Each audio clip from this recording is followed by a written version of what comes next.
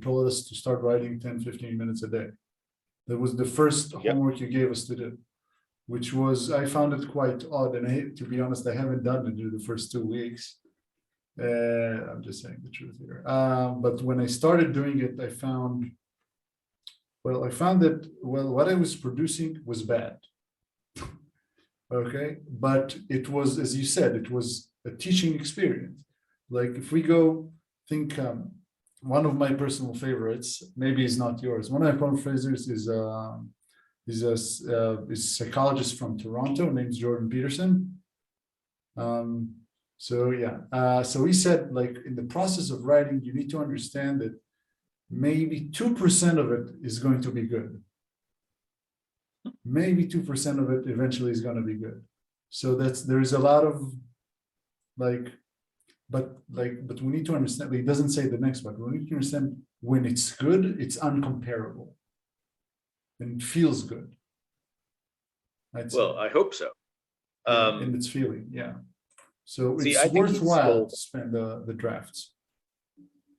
Yeah, I think he sort of stole that from somebody else, but I don't know, because it's a thought that a lot of people have. One of the most interesting things that I learned about writing comes from a very odd source.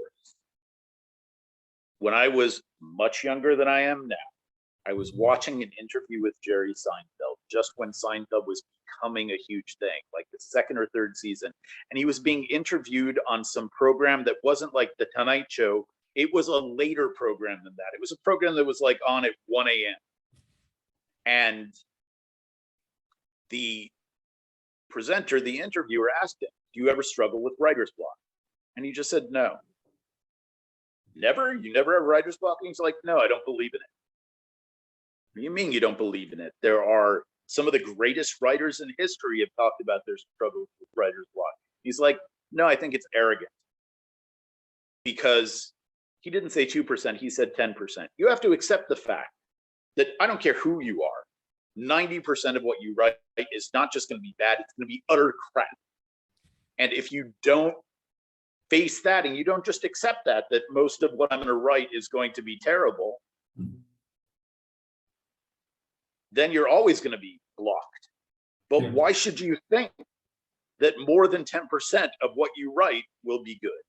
Now, I actually think that there's a lot more of a spectrum. And that's why there's the idea that, I don't get to work on my own writing every single day. I work as a translator and an editor.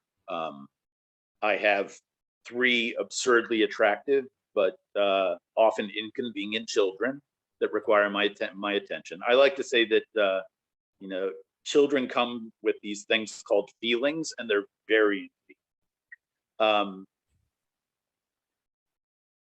but even if I don't have time to work on my writing a single day, in a whole day, I'll take 15 minutes and I'll tinker with 1 or 2 sentences of something I've already written, just to stay in contact with it, just so it stays alive. Because to go 1 day and then 2 days and 3 days means you disconnect from it. Now, there are ways in which that might be productive for certain. But because I see writing as not 90% crap and 10% incomparable, or 2% incomparable, I don't think most of my writing is crap, and I don't think most of it or any of it is incomparable. I think it's always getting better. Even when it's getting worse, it's getting better.